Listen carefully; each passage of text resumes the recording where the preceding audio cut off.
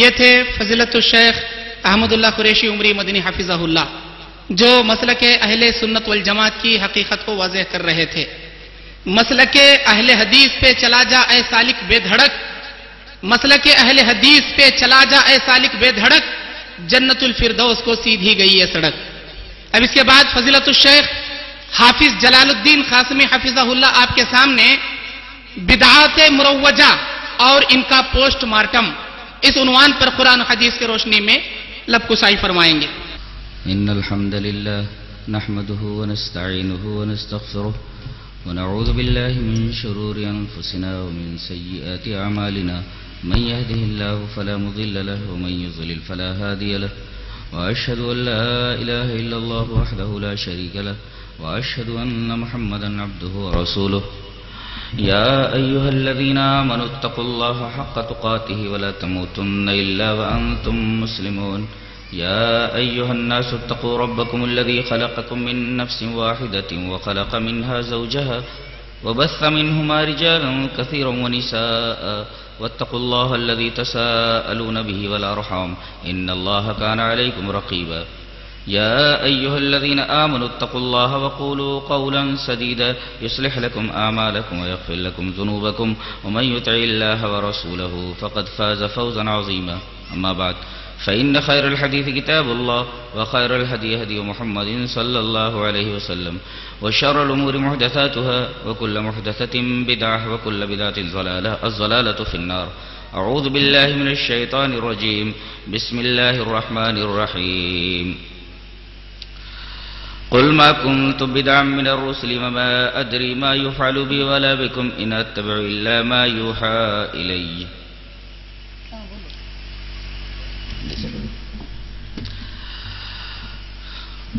حضرات علماء کرام، محترم بزرگوں، نوجوان بھائیوں،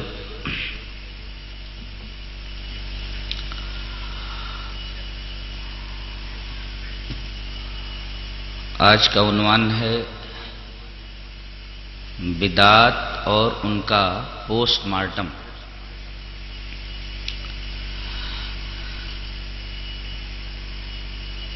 دین اسلام یہ کوئی معمہ یا پہیلی نہیں ہے کہ لوگ اسے سمجھنے کے لیے اپنے عقلی گھوڑے دوڑائیں۔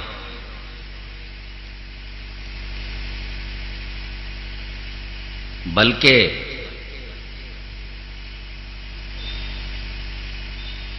ہمیں مکلف بنایا گیا ہے کہ جو کچھ رسول اللہ صلی اللہ علیہ وسلم پر اترا ہے اس کو من وعن قبول کر لیں۔ یہاں عقلی گھوڑے دوڑانے کی کوئی گنجائش نہیں ہے۔ دلیل میں یہ حدیث لے لیں، وعن علی رضی اللہ تعالی عنہ قال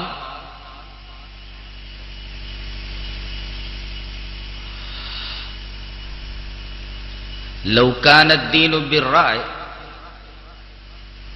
لكان اسفل الخف اولى بالمسح من اعلاه وقد رأيت رسول اللہ صلی اللہ علیہ وسلم يمسح على ظاہر خفیہ رواہ ابو داؤد فی کتاب الطہارہ۔ حضرت امام ابی داؤد اس حدیث پاک کو ایسے ہی جہاں طہارت کا چیپٹر ہے اس حدیث کو لائے ہیں۔ حضرت علی رضی اللہ تعالیٰ عنہ فرماتے ہیں کہ اگر دین کی بنیاد عقل اور قیاس پر ہوتی، عقلی گھوڑے دوڑانے پر ہوتی، تو موزوں پر مسح اوپر سے نہیں بلکہ نیچے سے کیا جاتا ہے۔ اور آگے فرماتے ہیں میں نے رسول اللہ صلی اللہ علیہ وسلم کو یہ دیکھا ہے کہ آپ موزے کے اوپر مسح کر رہے ہیں، حالانکہ عقل کیا کہتی ہے؟ عقل یہ کہتی ہے کہ موزے کے نیچے مسح کیا جائے، کیونکہ گندگی موزے کے نیچے لگتی ہے۔ اب اگر عقلی گھوڑے دوڑائے جائیں تو موزے پر مسح اوپر نہ کر کے نیچے کرنا پڑے گا، جبکہ نبی نے موزے کے اوپر مسح کیا۔ موزے کے بارے میں آپ کو یہ مسئلہ معلوم ہے کہ اگر کوئی آدمی وضو کر کے موزہ پہن لے تو اگر مقیم ہے یعنی گاؤں میں ہے تو 1 دن 1 رات مسح کر سکتا ہے. شرط یہ ہے کہ پہلے وضو بنا کر کے اس نے موزہ پہنا ہو. اور اگر سفر میں ہے تو 3 دن 3 رات موزے پر مسح کر سکتا ہے. اس حدیث میں یہ مسئلہ بتایا گیا ہے کہ دین کی بنیاد عقل اور قیاس پر نہیں ہے. اگر ایسا ہوتا تو موزے پر مسح نیچے سے ہوتا، اوپر سے نہیں. اب کوئی اگر اس کا الٹا کرے تو اسی کو بدعت کہتے ہیں، اور بدعت سنت کا عین اپوزٹ ہے. آدمی ایک بدعت کا ارتکاب کرتا ہے تو ایک سنت اس کی زندگی سے نکال لی جاتی ہے. اسی وجہ سے شرک کے بعد سب سے بڑا گناہ اور سب سے خطرناک چیز بدعت ہے. یہی وجہ ہے کہ نبی کریم صلی اللہ علیہ وسلم ہر خطبے میں ہمیں اس خوفناک چیز سے ڈرایا کرتے تھے. اس سلسلے میں ایک حدیث اس طرح ہے: وعن جابر بن عبد الله رضی اللہ تعالی عنہ قال كان رسول الله صلى الله عليه وسلم اذا خطب احمرت عيناه وعلى صوته واشتد غضبه كأنه منذر جيش يقول صبحكم مساكم ويقول بعثت انا والساعة كهاتين ويقرن بين اصبعيه السبابة والوسطى ويقول اما بعد فإن خير الامور كتاب الله وخير الهدي هدي محمد صلى الله عليه وسلم وشر الامور محدثاتها وكل بدعة ضلالة وكان يقول من ترك مالا فلأهله ومن ترك دينا او ضياعا فعلي وإلي.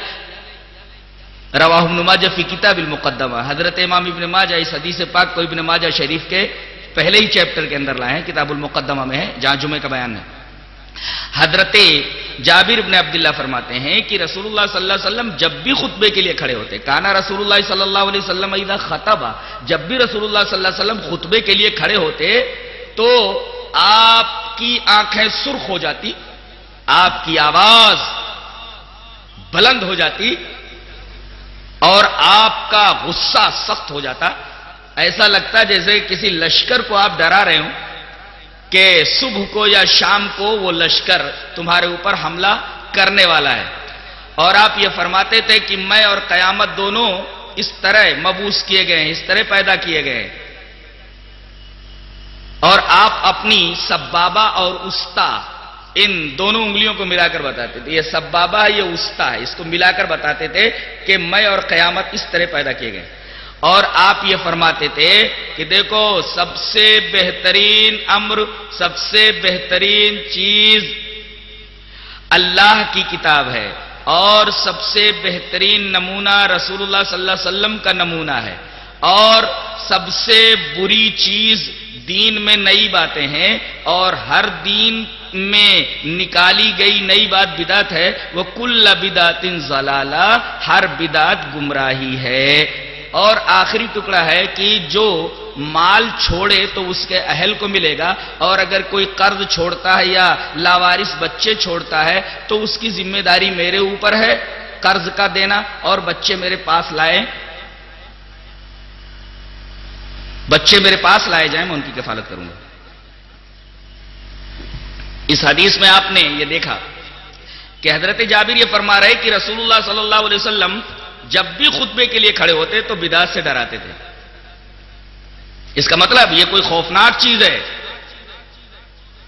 یہ آدمی کو صحیح راستے سے ہٹا کر کے گمراہی کے راستے پر لگا دیتی ہے. آج مسلمانوں کے درمیان اتنی بدعات ہیں کہ اگر ان کا جائزہ لیا جائے تو ایسا محسوس ہوتا ہے کہ اگر بفرض محال آج نبی کریم صلی اللہ علیہ وسلم آ جائیں اور یہ دیکھیں تو آپ کو یہ دیکھ کر حیرانی ہوگی کہ کیا میں جو اسلام لایا تھا اس کی شکل و صورت ایسی ہی تھی، ایسی ہی ہے، اسلام ایسے ہی ہے جو اس وقت میری امتیوں کے پاس ہے. پیدائش سے لے کر موت تک بدعتوں کے سلسلے جاری ہیں، جبکہ نبی کریم صلی اللہ علیہ وسلم نے اسے گمراہی کہا ہے، ضلالت کہا ہے، اور آج جیب بھرو پیر اور پیٹ بھرو مولویوں نے ان بدعتوں کو عین سنت قرار دیا ہے۔ اب ہم ایک ترتیب کے ساتھ ان تمام بدعات کا جائزہ لیں گے، ایک بدعت آپ کے سامنے پیش کریں گے اور اس کے رد میں نبی کریم صلی اللہ علیہ وسلم کی ایک حدیث پاک پڑھیں گے۔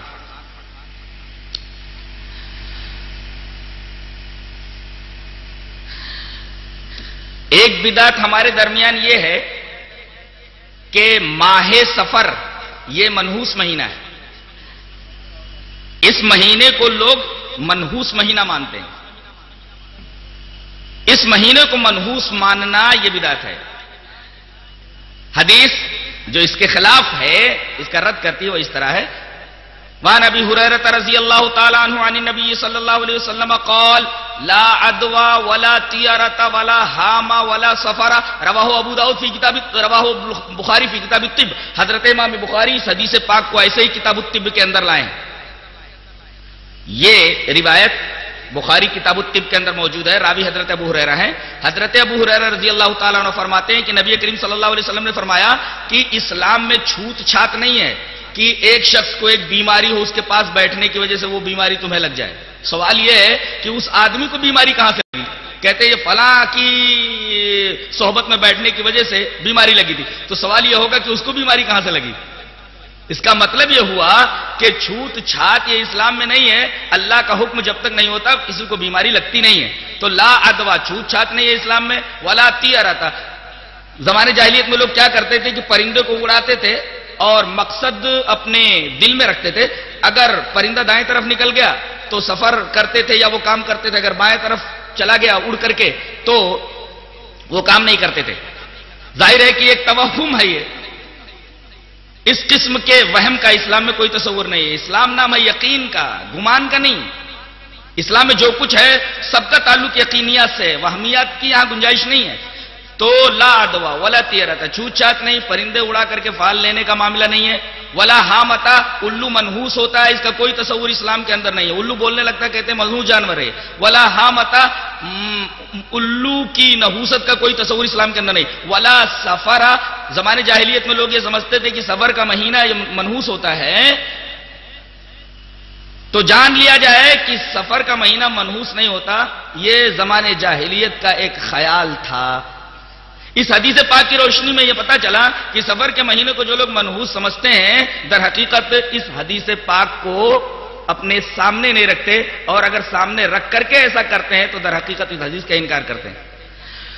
دوسری بدعت مسلمانوں میں یہ موجود ہے کہ نحوست کچھ چیزوں میں ہوتی ہے، حالانکہ نحوست کا بھی تصور اسلام میں نہیں ہے۔ اس سلسلے میں میں ایک حدیث پاک آپ کے سامنے پیش کرتا ہوں۔ حدیث حضرت عبداللہ ابن عمر سے حدیث اس طرح ہے: وعن ابن عمر رضی اللہ تعالیٰ عنہ قال ذکروا الشوم عند النبی صلی اللہ علیہ وسلم فقال النبی صلی اللہ علیہ وسلم ان کان الشوم فی شیء ففی الدار والمرأة والفرس رواہ البخاری فی کتاب النکاح۔ حضرت امام بخاری اس حدیث پاک کو جہاں کا نکاح کا چیپٹر ہے، اس حدیث پاک کو ایسے ہی لایا۔ راوی حضرت عبداللہ ابن عمر رضی اللہ تعالیٰ عنہ۔ حضرت عبداللہ ابن عمر رضی اللہ تعالیٰ عنہ فرماتے ہیں کہ لوگوں نے نحوست کا ذکر نبی کریم صلی اللہ علیہ وسلم کے پاس کیا کہ اللہ کے رسول کیا کچھ چیزیں منحوس ہوتی ہیں؟ تو آپ نے فرمایا اگر نحوست کسی چیز میں ہوتی تو تین چیزوں میں ہوتی، یعنی گھر میں گھر تنگ، عورت بدمزاج، گھوڑا اڑیل۔ اگر نحوست ہوتی تو ان تین چیزوں میں ہوتی، لیکن اسلام میں نحوست ہے ہی نہیں، اس لیے کہ اس کو ان شرطیہ کے ساتھ ذکر کیا گیا ہے۔ اگر ہوتی کسی چیز میں تو ایسا ہوتا، نحوست اسلام میں نہیں ہے، لہذا ان تین چیزوں کے اندر جن کے اندر نحوست ہونی چاہیے تھی ان کے اندر بھی نہیں ہے، لہذا نحوست کا بھی اسلام میں کوئی بھی تصور نہیں ہے۔ اسی طرح ایک مہینے کو اور منحوس مانتے ہیں، شوال کو، اور معاملہ یہ ہے کہ اس مہینے کے اندر شادیاں نہیں ہوتی۔ آئیے ذرا دیکھتے ہیں کیا یہ خیال درست ہے۔ روایت اس طرح: وعن عائشہ رضی اللہ تعالیٰ عنہ قالت تزوجنی رسول اللہ صلی اللہ علیہ وسلم فی شوال وادخلت علیہ فی شوال وکانت عائشہ تحب ان تدخل النساء فی شوال فای نسائہ کانت احدا عنده منی، رواہ النسائی فی کتاب النکاح۔ حضرت امام نسائی حدیث پاک کو ایسے کتاب النکاح کے اندر لائے۔ حضرت عائشہ رضی اللہ تعالیٰ عنہ فرماتی ہیں کہ مجھ سے رسول اللہ صلی اللہ علیہ وسلم نے شادی کی شوال میں، میری رخصتی ہوئی شوال میں، اور حضرت عائشہ یہ پسند کرتی تھی کہ شوال ہی میں لڑکیوں کی شادی ہو، اور فرماتی ہیں کہ میری شادی شوال کے مہینے میں ہوئی، میری رخصتی بھی شوال کے مہینے میں ہوئی، اور لوگ کہتے ہیں کہ اس مہینے میں جس کی شادی ہوتی ہے وہ شادی منحوس مانی جاتی ہے، اس کا نصیبہ، اس کا مقدر خراب ہوتا ہے۔ آخری ٹکڑے کے اندر حضرت عائشہ فرماتی ہیں فَأَيُّ نِسَائِهِ كَانَتْ أَحْظَىٰ عِندَهُ مِنِّي، میری شادی، میری رخصتی شوال کے مہینے میں ہوئی، بتاؤ مجھ سے زیادہ قسمت والی عورت کون ہو سکتی ہے؟ اس لیے کہ میری شادی نبی کریم صلی اللہ علیہ وسلم سے ہوئی اور نبی سے میری شادی ہوئی ہے، مجھ سے زیادہ خوش نصیب اور کون ہو سکتا ہے؟ حضرت عائشہ فرما رہی ہے کہ شوال کی نحوست کا جو تصور لوگوں کے درمیان موجود ہے، یہ تصور صحیح نہیں ہے۔ یہ تو ہوا کچھ چیزوں میں نحوست کے تصور کی تردید۔ ایک چیز اور ذہن میں رکھ لیں، ماہ محرم کو بھی لوگ سوگ کا مہینہ سمجھ کر کے اس کے اندر بھی شادیاں نہیں کرتے اور اس کو سوگ کا مہینہ مانتے ہیں، روتے ہیں، گاتے ہیں، پیٹتے ہیں، نہ جانے کیا کیا حرکات کرتے ہیں، اور کہتے ہیں چونکہ محرم کے مہینے کی 10ویں تاریخ کو حضرت حسین رضی اللہ تعالیٰ عنہ میدان کربلا میں شہید کیے گئے، لہذا یہ پورا مہینہ سوگ کا مہینہ ہے، لہذا اس میں شادی نہ کی جائے۔ اس مہینے کی کیا حقیقت ہے جاننا چاہیے کہ ان عدت الشہور عند اللہ 12 شہرا فی کتاب اللہ یوم خلق السماوات والارض منها 4 حرم، 12 مہینے اللہ کی نگاہ میں ہیں، مہینوں کی تعداد اللہ کی نگاہ میں 12 ہے جب سے آسمان اور زمین بنے ہیں، ان میں سے 4 مہینے حرام کے ہیں، ان میں 3 تو الگ ترتیب ہیں، ذیقعد، ذوالحجہ، محرم اور 1 رجب ہے۔ تو یہ مہینہ تو جب سے آسمان اور زمین بنے ہیں تب سے اللہ کے نزدیک محترم ہے، اس مہینے کے منحوس ہونے کا سوال ہی پیدا نہیں ہوتا۔ اور حضرت حسین رضی اللہ تعالیٰ عنہ کی شہادت یہ تو سن 61 ہجری میں ہوئی ہے، نبی کریم صلی اللہ علیہ وسلم کے اس دنیا سے چلے جانے کے بہت سالوں کے بعد ہوئی ہے، اور جو نبی کے زمانے کے بعد کوئی واقعہ ہو وہ کیسے شریعت بن سکتا ہے؟ اس لیے کہ شریعت تو نبی کریم صلی اللہ علیہ وسلم پر مکمل ہو گئی، الیوم اکملت لکم دینکم واتممت علیکم نعمتی ورضیت لکم الاسلام دینا، نبی کے اوپر شریعت مکمل ہو گئی ہے، اور حضرت حسین کی شہادت ہوتی ہے سن 61 ہجری کے اندر۔ اب آپ کے بعد اور اتنے سالوں کے بعد اگر کوئی واقعہ ہوتا ہے تو یہ واقعہ شریعت میں داخل کیسے ہو سکتا ہے اور وہ سند کیسے بن سکتا ہے؟ وہ تو ایک اتفاقی معاملہ تھا کہ اسی دن کو اور محرم کی 10ویں تاریخ کو یہ کربلا کا واقعہ پیش آیا۔ اس میں نبی کریم صلی اللہ علیہ وسلم نے ہمیں کیا حکم دیا؟ ایک حدیث پاک دیکھتے ہیں، وہاں نبی قتادہ رضی اللہ تعالیٰ عنہ قال قال رسول اللہ صلی اللہ علیہ وسلم صیام یوم عاشوراء انی احتسب علی اللہ ان یکفر السنۃ التي قبلہ، رواہ ابن ماجہ فی کتاب الصیام۔ حضرت امام ابن ماجہ اس حدیث پاک کو ایسے ہی، جہاں روزوں کا چیپٹر، اس حدیث پاک کو ایسے ہی لائے ہیں۔ حضرت ابو قتادہ فرماتے ہیں کہ رسول اللہ صلی اللہ علیہ وسلم نے ارشاد فرمایا کہ عاشورہ یعنی محرم کی 10ویں تاریخ کا روزہ، 2 دن کا روزہ، نبی کریم صلی اللہ علیہ وسلم نے 1 ہی دن کا روزہ پہلے رکھا تھا، لیکن آپ نے تمنا کی تھی کہ اگر اگلا سال مجھے ملا تو میں 1 اور روزہ ملا لوں گا، لیکن آپ کو اگلا سال نصیب نہیں ہوا، اس سے پہلے ہی آپ کا انتقال ہو گیا، لہذا سنت یہ کہ 2 روزے رکھے جائیں۔ تو سیام یوم عاشوراء 10ویں محرم کا روزہ، اس کی اتنی فضیلت ہے کہ اس سے 1 سال پہلے کے گناہ معاف ہو جاتے ہیں، یہ شریعت ہے۔ اس دن کو روزہ رکھنا چاہیے، اس دن کا ماتم سے کوئی تعلق نہیں ہے، حضرت حسین کی شہادت سے اس کا کوئی تعلق نہیں ہے، وہ تو ایک اتفاقی حادثہ تھا۔ جہاں تک یزید کا معاملہ ہے، اس سلسلے میں کچھ لوگ جو اسلام کے دشمن ہیں اور انہوں نے اسلام کے اندر طرح طرح کی بدعتیں داخل کر دی ہیں. انہوں نے یزید کے اوپر لعنتیں بھیجنی شروع کر دی کہ وہی سبب بنا ہے حضرت حسین رضی اللہ تعالی عنہ کی شہادت کا.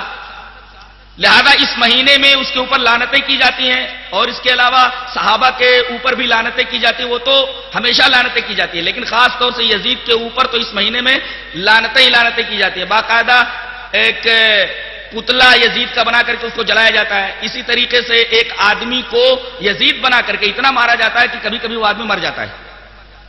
اس طریقے کی بدعت انہوں نے ایجاد کی ہے. حقیقت حال کیا ہے؟ اس سلسلے میں آپ کے سامنے ایک حدیث پیش کرتا ہوں. وعن خالد بن معدان ان عمیر بن الاسود الانسی حدثه انه اتى عبادة بن الصامت رضی اللہ تعالی عنہ وهو في ساحل حمص وهو في بناء له ومعه ام حرام رضی اللہ تعالی عنها قال عمیر فحدثتنا ام حرام رضی اللہ تعالی عنها انها سمعت النبي صلی اللہ علیہ وسلم يقول اول جيش من امتي يغزون البحر قد اوجبوا. قالت ام حرام قلت يا رسول الله انا فيهم قال انت فيهم. ثم قال النبي صلى الله عليه وسلم اول جيش من امتي يغزون مدينة قيصر مغفور لهم فقلت انا فيهم يا رسول الله قال لا. رواه البخاری فی کتاب الجہاد والسیر. حضرت امام بخاری حدیث پاک کو ایسے ہی کتاب الجہاد والسیر کے اندر لائے ہیں.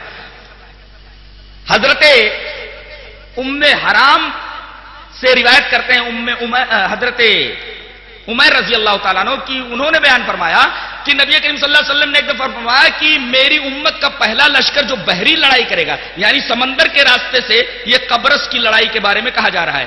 سب سے پہلے میری امت کا پہلا لشکر جو سمندر کے راستے سے لڑائی کرے گا ان کے اوپر جنت واجب ہو گئی. تو حضرت ام حرام فرماتی کہ اللہ کے رسول کیا میں ان میں سے ہوں گی؟ آپ نے فرمایا ہاں تم میں سے ہوگی. اور حقیقت میں اس غزوے کے اندر وہ شریک ہوئی اور اسی میں ان کا انتقال ہو گیا، وہ سواری پر سے گر کر کے.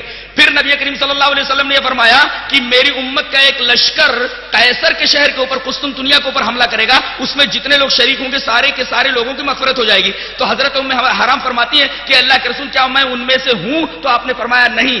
اس سے یہ پتہ چلتا ہے کہ ام حرام رضی اللہ تعالی عنہا اس لشکر کے اندر نہیں تھی. اور تاریخ اس بات پر متفق ہے کہ یہ جو پہلا لشکر ہے قسطنطنیہ اور مدینہ قیصر کے اوپر حملہ کرنے والا، اس کے کمانڈر ان چیف یزید تھے. یہاں تک کہ اس میں عام سپاہی کی حیثیت سے حضرت حسین بھی شامل ہیں. اور اس لڑائی کے اندر میزبان رسول حضرت ابو ایوب انصاری رضی اللہ تعالی عنہ بھی. اب بتائیے جس لشکر کا کمانڈر ان چیف یزید ہو اور یہ تاریخ کا ایک حقیقی معاملہ ہو، ایک تاریخی حقیقت ہو، تو ایسے لشکر کے بارے میں نبی کریم صلی اللہ علیہ وسلم نے تو فرمایا کہ سارے کے سارے لوگ مغفور لہم ہے، سب کی مغفرت ہو گئی ہے. اور اس کا کمانڈر ان چیف یہی تھا. لہذا یزید کے تعلق سے جو غلط فہمیاں پھیلی ہوئی ہیں وہ بھی ایک طریقے کی ایک اخلاقی بدعت ہے، اور دین میں اس کو شامل کر لیا گیا ہے. اس طریقے سے اس کو بھی ایک بدعت کہا جا سکتا ہے. معاملہ عید میلاد النبی کی حیثیت، آئیے اس پر ایک حدیث دیکھ لیتے ہیں. حدیث کس طرح؟ ان عبد الرحمن ابن ابی بکرۃ رضی اللہ تعالی ان عبد الرحمن ابن ابی بکرۃ عن ابی عن النبی صلی اللہ علیہ وسلم قال شہران لا ينقصان شہر عید رمضان و ذو الحجۃ. رواه البخاری فی کتاب الصوم. حضرت امام بخاری اس حدیث پاک کو جہاں روزوں کا بیان ہے اسی طریقے سے لائے ہیں. عبد الرحمن ابن ابی بکرہ اپنے باپ سے روایت کرتے ہیں، وہ کہتے ہیں کہ رسول اللہ صلی اللہ علیہ وسلم نے فرمایا 2 مہینے کبھی کم نہیں ہوتے. 2 مہینے کبھی کم نہیں ہوتے. اس کا کیا مطلب؟ مطلب یہ ہے کہ اگر 29 کے بھی ہو جائیں تب بھی ثواب 30 ہی کا ملتا ہے. مثلا رمضان کا روزہ اگر 29 کو ہو جائے، 30 کا روزہ نہ ہو تو اسے 30 ہی کا ثواب دیا جائے گا. 2 مہینے کبھی کم نہیں ہوتے. شہران لا ينقصان، 2 مہینے کبھی کم نہیں ہوتے. یہ 2 مہینے کون سے ہیں؟ نبی نے اس کی تفسیر فرمائی شہر عید، عید کے 2 مہینے. اب بتائیے عید کے 2 مہینے ہیں تو عیدیں کتنی ہوئی؟ 2 ہی ہوئی نا. آپ نے فرمایا 2 مہینے کبھی کم نہیں ہوتے، اور آپ نے 2 مہینوں کی تفسیر فرمائی شہر عید، عید کے 2 مہینے. اب عید کے 2 مہینے اگر ہیں تو عیدیں کتنی ہوئی؟ عید کے 2 مہینے تو عیدیں بھی 2 ہی ہوئی، ایک عید الفطر اور ایک عید الاضحیٰ. لہذا عید میلاد النبی کہنا یہ صحیح نہیں ہے، اس لیے کہ نبی فرمائے کہ عیدیں میں 2 دے رہا ہوں اللہ کے دینے کی وجہ سے تم کو ہے میری امت. اب امت یہ کہے کہ ہمیں 2 نہیں چاہیے، ہمیں 3 چاہیے، ایک ہم بنا لیتے ہیں. لہذا یہ تیسری عید جو بنائی ہے اس حدیث کے مخالف ہے اور یہ بدعت ہے. اور ایک نقطہ اور بھی، پیر کے دن آپ صلی اللہ علیہ وسلم پیدا ہوئے، کیا اس دن روزہ رکھنا جائز ہے کہ نہیں؟ پیر کے دن کا روزہ رکھنا سنت ہے اور عید کے دن روزہ رکھنا حرام ہے. لہذا اگر نبی کریم صلی اللہ علیہ وسلم کی پیدائش کے دن کو، میلاد نبی کو، رسول اللہ صلی اللہ علیہ وسلم کی پیدائش کے دن کو عید مان لیا جائے تو عید کے دن تو روزہ رکھنا حرام ہے، جبکہ نبی کریم صلی اللہ علیہ وسلم کی پیدائش پیر کے دن ہوئے، پیر کے دن روزہ رکھنا سنت ہے. اس طرح نبی کریم صلی اللہ علیہ وسلم کی پیدائش کے دن کو عید کہنا درست نہیں ہے. اس حدیث کی روشنی میں عید میلاد النبی کا رد ہوتا ہے. جہاں تک قبروں کے اوپر چراغ جلانا اور پھول ہار وغیرہ چڑھانا اس کا جو معاملہ ہے، اس سلسلے میں آپ کے سامنے 3 حدیثیں پیش کرتا ہوں. پہلی حدیث، عن ابی حیاج الاسدی قال قال علی علی الا ابعثک الا ما بعثنی علیہ رسول اللہ صلی اللہ علیہ وسلم.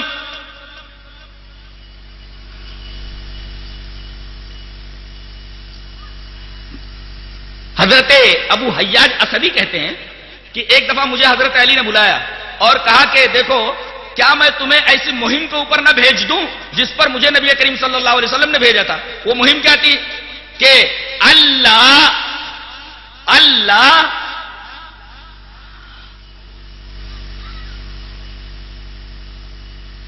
تمثالاً الا تمستہ، کہ کوئی اگر تمثال یا اسٹیچو نظر آئے تو اس کو برابر کر دو. ولا قبرا مشرفا الا سویتہ، اور کوئی اونچی قبر نظر آئے تو اس کو برابر کر دو. یہ روایت مسلم شریف کتاب الجنائز کے اندر موجود ہے. اب بتائیے، اونچی قبر بنانا نبی کریم صلی اللہ علیہ وسلم نے اس سے منع کیا ہے اور حضرت علی کو باقاعدہ ایک مہم کے اوپر روانہ کیا تھا. اس مہم کے اوپر ابو حیاج اسدی کو خود حضرت علی بھیج رہے ہیں کہ کوئی اونچی قبر نظر آئے تو اس کو برابر کر دو. اسی طریقے سے ایک روایت حضرت امام مسلم حضرت جابر سے کتاب الجنائز کے اندر لائے، وہ دیکھیے، وان جابر رضی اللہ تعالی عنہ قال نہا رسول اللہ صلی اللہ علیہ وسلم ان یجسس القبر وان یقعد علیہ وان یبنى علیہ، رواہ مسلم کی کتاب الجنائز. حضرت جابر ابن عبداللہ فرماتے ہیں کہ منع کیا رسول اللہ صلی اللہ علیہ وسلم نے کہ قبروں کے اوپر چونا کاری کی جائے، اسی طرح قبروں کے اوپر بیٹھا جائے. بیٹھنے کا 2 مطلب، ایک تو قبر کے اوپر آدمی بیٹھ جائے قبرستان میں جا کر کے، اور ایک ہے وہاں مکان بنا کر کے مجاور بن کر کے بیٹھ جائے. تو وان یقعد علیہ، اس پر بیٹھنے سے منع کیا. وان یبنى علیہ، نبی نے منع کیا کہ اس کے اوپر عمارت تعمیر کی جائے.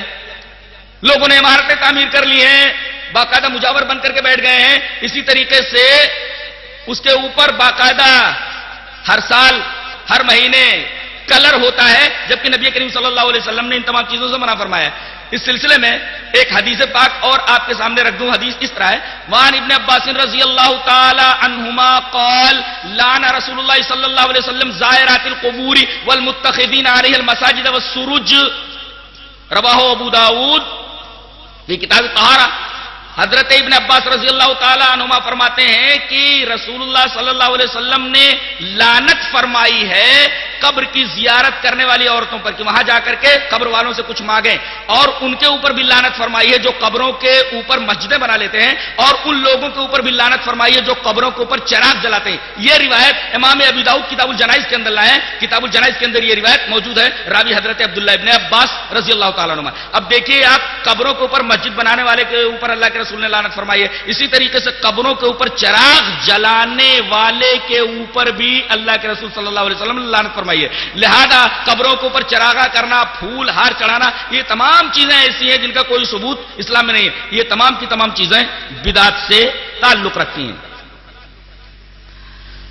جہاں تک معاملہ صلاۃ و سلام کا ہے، اس سلسلے میں آپ کے سامنے ایک حدیث پاک پیش کرتا ہوں. حدیث اس طرح وعن ابی ہریرہ رضی اللہ تعالی عنہ قال قال رسول اللہ صلی اللہ علیہ وسلم لا تجعلوا بیوتکم قبورا ولا تجعلوا قبری عیدا وصلوا علی فإن صلاتکم تبلغنی حیث کنتم. رواہ ابو داؤد فی کتاب المناسک. حضرت امام ابی داؤد اس حدیث پاک کو جہاں قربانیوں کا بیان ہے اس حدیث پاک کو ایسے ہی لائیں. راوی حضرت ابو ہریرہ ہیں. حضرت ابو ہریرہ فرماتے ہیں کہ رسول اللہ صلی اللہ علیہ وسلم نے ارشاد فرمایا کہ تم لوگ اپنے گھروں کو قبر مت بناؤ.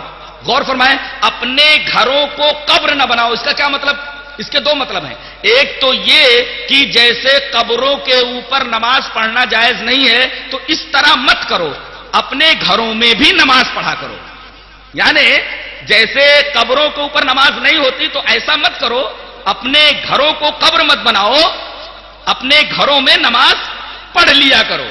ایک مطلب تو یہ ہوا لا تجعلوا بیوتکم قبورا, اپنے گھروں کو تم قبر مت بناؤ. تو ایک مسئلہ تو یہ معلوم ہے کہ قبروں پر نماز نہیں ہوتی, اور دوسرا مسئلہ یہ معلوم ہوا کہ ساری نمازیں مسجد میں نہیں پڑھنی چاہیے بلکہ گھروں کے اندر بھی نمازیں پڑھنی چاہیے. دوسرا ٹکڑا ولا تجعلوا قبری عیدا, میری قبر کو عید مت بنانا. غور فرمائیے کہ عید نہ بنانے کا کیا مطلب ہے. آپ نے اس ٹکڑے کے اندر کیا کہنا چاہا ہے؟ عید کے اندر ہم کیا کرتے ہیں؟ عید کے اندر ہم نہاتے ہیں, دھوتے ہیں اور اچھے اچھے کپڑے پہنتے ہیں, بچوں کو نہلا دھلا کر کے اچھے اچھے کپڑے پہناتے ہیں, ہماری عورتیں نہا دھو کر کے جو ہے اچھے اچھے کپڑے پہنتی ہیں اور اس کے بعد پھر عیدگاہ جاتی ہیں. اگر اس طریقے کا معاملہ کسی قبر کے ساتھ ہو, نبی کریم صلی اللہ علیہ وسلم نے فرمایا یہ معاملہ عید والا میری قبر کے ساتھ نہیں ہو سکتا, تو دوسری قبر کے ساتھ کرنا کیسے جائز ہوگا؟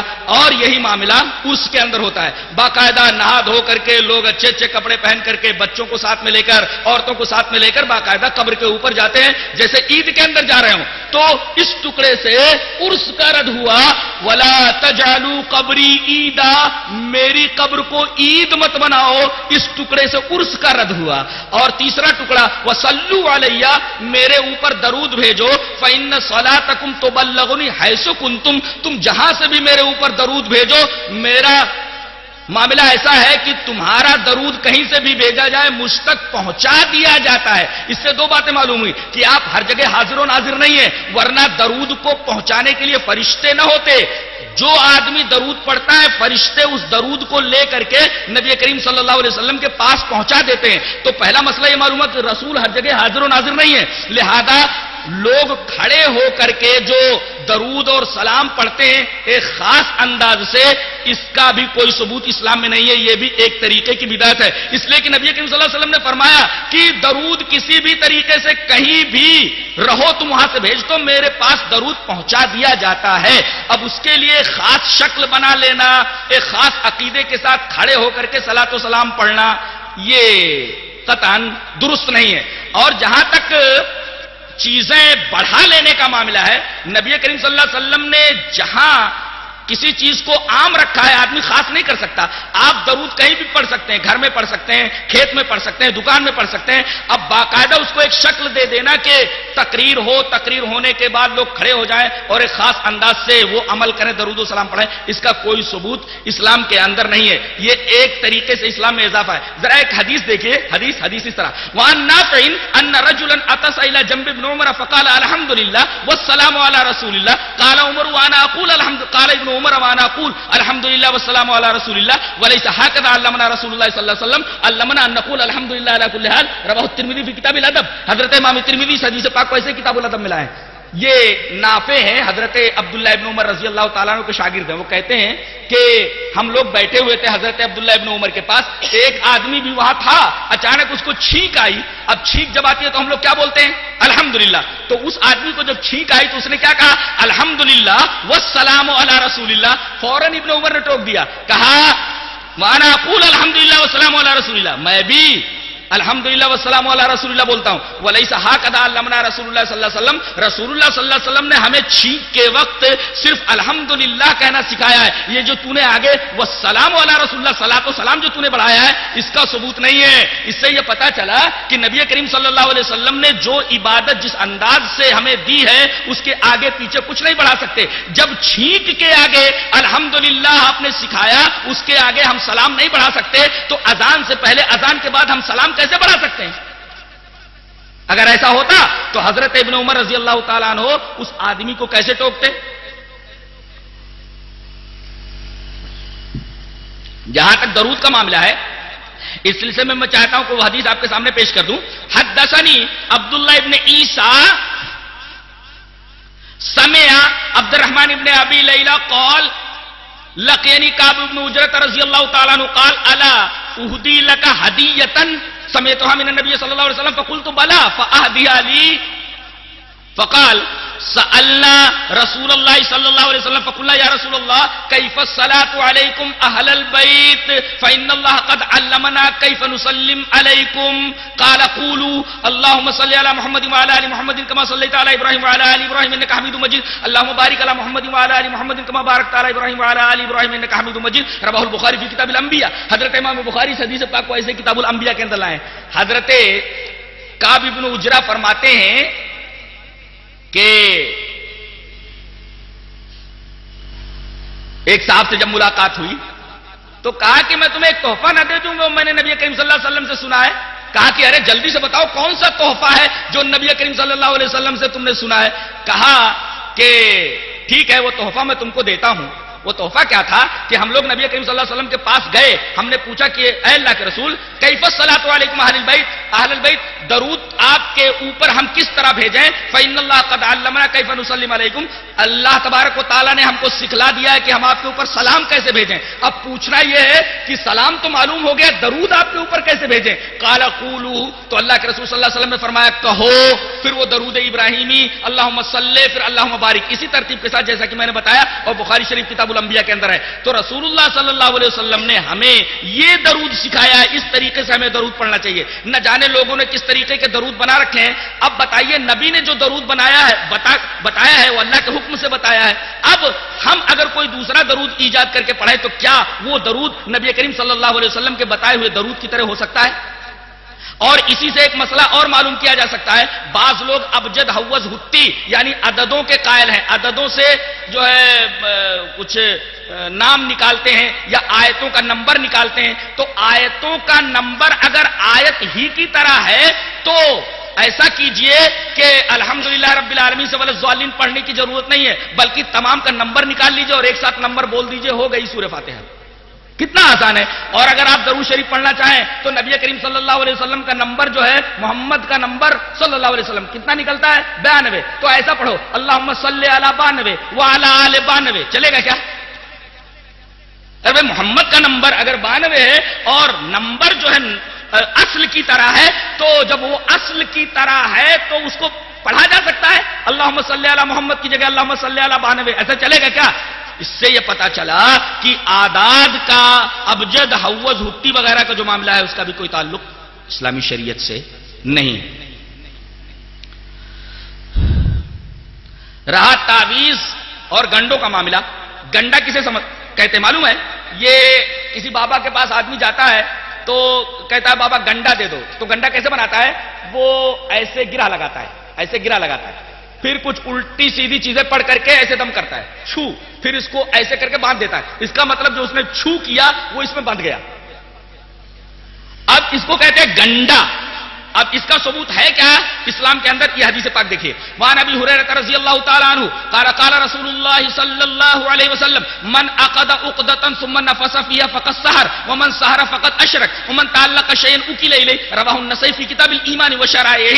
حضرت امام نسائی حدیث پاک کو ایسے ہی کتاب الایمان کے اندر لائے. راوی حضرت ابو ہریرہ ہیں. حضرت ابو ہریرہ رضی اللہ تعالی عنہ فرماتے ہیں کہ رسول اللہ صلی اللہ علیہ وسلم نے ارشاد فرمایا جس آدمی نے گرہ لگائی، یہ گرہ لگانا، جس آدمی نے گرہ من عقد عقدۃ، جس آدمی نے گرہ لگائی ثم نفث فيها پھر اس کے اندر پھونکا، چھو، فقد سحر اس نے جادو کیا، ومن سحر فقد اشرک جس نے جادو کیا اس نے شرک کیا، ومن تعلق شيئا وكل الیہ اور جو آدمی کوئی چیز لٹکاتا ہے تو اس کے حوالے کر دیا جاتا ہے. کسی آدمی نے ڈورا لٹکایا، اللہ کہتا ہے جا میں نے ڈورے کے حوالے کر دیا. یہ ڈورا کیا تیرا بنا لیتا ہے، کیا بگاڑ لیتا ہے؟ بنا لے، بگاڑ لے. جو آدمی جو چیز لٹکاتا ہے اللہ اس کو اس کے حوالے کر دیتا ہے. اب بتائیے یہ امت جو ہے یہ ڈورے کے اوپر آ کر کے رک گئی ہے. بتائیے جس امت کا ایمان، جس امت کا اعتقاد باریک دھاگے کے اوپر ٹک جائے، بتائیے اس امت کو اس دنیا سے مٹنے سے کون سی طاقت روک سکتی ہے؟ اللہ پر سے بھروسہ اٹھ گیا، دھاگے کے اوپر بھروسہ ہو گیا. تو من عقد عقدۃ ثم نفث فیھا فقد سحر، جس آدمی نے گرہ لگائی پھر اس کے اندر پھونک مارا اس نے جادو کیا، اور جس آدمی نے جادو کیا اس نے شرک کیا. پتہ یہ چلا کہ جس آدمی نے گنڈا بنایا، گنڈا پہنا، دونوں نے شرک کیا. یہ تو گنڈے کا معاملہ ہوا. تعویذ کا معاملہ دیکھیے، گنڈا تو ایسے بنایا جاتا ہے جیسے کہ میں نے ابھی بتایا، اور تعویذ کے اندر کیا کہتے ہیں، وہ ذرا زعفران چاہیے، 1000 کا زعفران لگے گا، تو موم جامہ بنانے کے لیے اتنی موم لگے گی. اب اس طریقے سے سامنے والے کو حیرت اور پریشان کرتے ہیں کہ وہ کہتا ہے ساری چیزیں کہاں ملیں گی بابا، آپ کتنا چاہتے ہیں وہ ہم پیسہ آپ کو دے دیں، ہمیں تعویذ بنا کر کے دے دو. بابا کہتے دے دو 10,000 دے دو، 5,000 دے دو. اس طریقے سے یہ دکانیں چل رہی ہیں.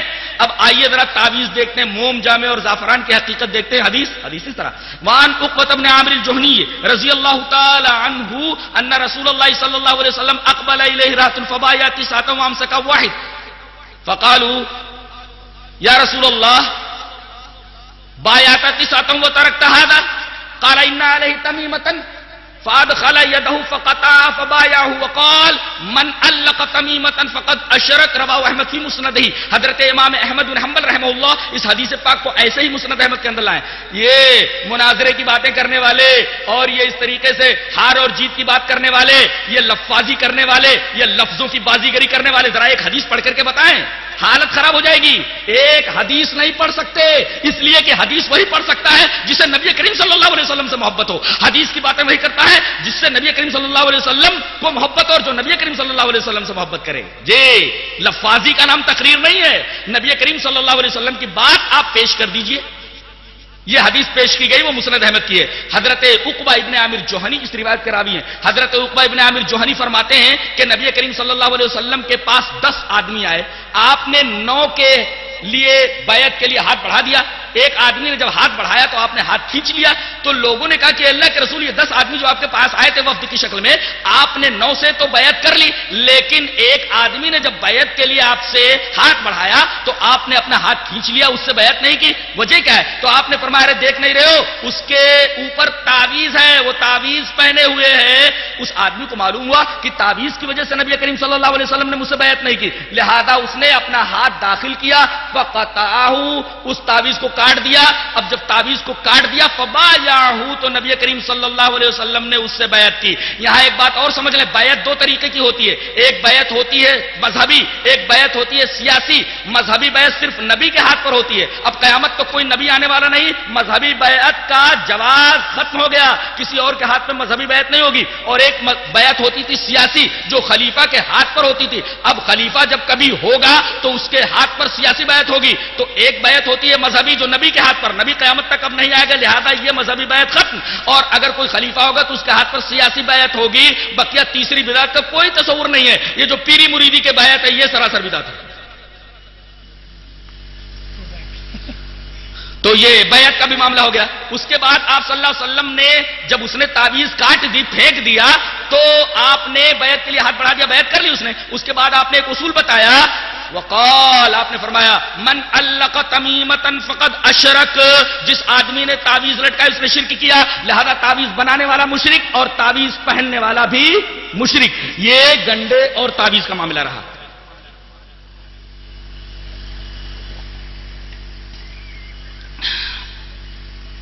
جہاں تک معاملہ صحابہ کرام رضوان اللہ تعالی علیہ مجمعین کا ہے، لوگ کہتے ہیں ہم صحابہ کو نہیں مانتے. اللہ اکبر. اگر کوئی آدمی صحابی کو نہ مانے تو حدیث کو کیسے مانے گا؟ اس لیے کہ نبی کریم صلی اللہ علیہ وسلم کی حدیث تو انہی کے واسطے سے پہنچی ہے. یہ امت اور نبی کے درمیان ایسا مقدس واسطہ ہے کہ اس واسطے کو اگر نکال دیا جائے تو قرآن امت تک کیسے پہنچے گا، حدیث امت تک کیسے پہنچے گی؟ لہذا روایت کے آخر میں یہی صحابی ہوتا ہے. اگر اس کو نہ مانا جائے تو حدیث کے ماننے کا کوئی مطلب ہی نہیں ہوتا. اور اہل الحدیث کہنے کا مطلب یہ ہے کہ وہ جہاں حدیثیں مانتا ہے، نبی کی بات مانتا ہے، صحابی کو بھی مانتا ہے. اہل الحدیث کہنے کا مطلب یہ ہے کہ نبی کو بھی مانتا ہے اور صحابی کو بھی مانتا ہے. اس لیے کہ ابھی آپ نے دیکھا کہ جو بھی حدیثیں میں نے پیش کی ہیں اس کے شروع میں کوئی نہ کوئی صحابی ضرور تھا. اب صحابی کی عظمت ہمارے دلوں میں کیا ہے، اس سلسلے میں آپ کے سامنے ایک روایت پیش کرتا ہوں. روایت اس طرح، وعن ابی ہریرہ رضی اللہ تعالی عنہ قال قال رسول اللہ صلی اللہ علیہ وسلم لا تسبوا اصحابی لا تسبوا اصحابی فوالذی نفسی بیدی لو ان احدکم انفق مثل احد ذهبا ما ادرک مد احدهم ولا نصیفہ. رواہ مسلم فی کتاب الفضائل. حضرت امام مسلم اس حدیث پاک کو ایسے کتاب الفضائل کے اندر مناظرہ کریں گے. مناظرے کا مطلب یہ ہے کہ میں 1000 حدیثیں پڑھتا ہوں تو 500 حدیثیں پڑھ کے بتا دے. میں 500 حدیثیں پڑھتا ہوں تو 100 حدیثیں پڑھ کر کے اسی طرح، اور بھولنا نہیں، جو بھولے گا اس کی ہار تسلیم کی جائے گی. چل مناظرہ یہی ہو جائے، میں 1000 حدیثیں پڑھتا ہوں اور تو 10 حدیثیں پڑھ کر کے بتا. مناظرہ کریں گے. حدیث پڑھنے کا طریقہ ہی نہیں، حدیث سمجھتے ہی نہیں ہے. پتہ ہے ان کا سارا کھڑاک، سارا معاملہ جب دعا، تعویذ اور گنڈوں اور حرام خوری کے اوپر ٹکا ہوا ہے تو وہ مناظرہ کیا کریں گے؟ لفاظی کا نام مناظرہ نہیں ہے. سامنے والے کو حیرت کر کے، سامنے والے کے اوپر منطقی دلائل پیش کر کے مبہوت کر دینا، ششدر کر دینا، اس کا نام مناظرہ نہیں ہے. شریعت کا مناظرہ یہ ہوتا ہے کہ آپ حدیثیں پیش کیجئے کہ ہمارا یہ مسلک ہے اور اس پر یہ حدیث دلیل ہے، ہمارا یہ مسلک ہے، یہ حدیث اس پر دلیل ہے. منطق کا نام دلیل نہیں ہے. جیسا کہ میں نے پہلے بتایا کہ اگر دین کی بنیاد رائے اور قیاس کے اوپر ہوتی تو موزے کے نیچے مسا ہوتا، اوپر موزے کا مسا نہ ہوتا. مناظرہ کریں گے تو صحابہ کرام رضوان اللہ تعالی علیہم اجمعین کے بارے میں اہل حدیث کا عقیدہ ہے جو اس حدیث میں بیان کیا گیا، جسے امام مسلم کتاب الفضائل میں لائیں. حضرت ابو ہریرہ فرماتے ہیں کہ رسول اللہ صلی اللہ علیہ وسلم نے ارشاد فرمایا لا تسبوا اصحابی لا تسبوا اصحابی، میرے صحابہ کو برا بھلا مت کہو، میرے صحابہ کو برا بھلا مت کہو. ارے میرے صحابہ کا مقام تو اتنا بڑا ہے. فوالذی نفسی بیدی، قسم اس ذات کی جس کے ہاتھ میں میری جان ہے، تم میں سے اگر کوئی احد پہاڑ کے برابر بھی سونا خرچ کر دے تو میرے صحابی کے ایک سیر جو خرچ کرنے کے برابر بھی نہیں ہوگا. یہ صحابہ کرام کا مقام ہے. کوئی غیر صحابی جو صحابی نہیں ہے نبی کا اگر احد پہاڑ کے برابر بھی سونا خرچہ کر دے تو اتنا مرتبہ نہیں حاصل کر سکتا جتنا کہ رسول اللہ صلی اللہ علیہ وسلم کا ایک صحابی ایک سیر جو خرچ کرنے پر ثواب پائے گا، اجر پائے گا. یہ فرق ہے صحابی میں اور ایک عام آدمی میں.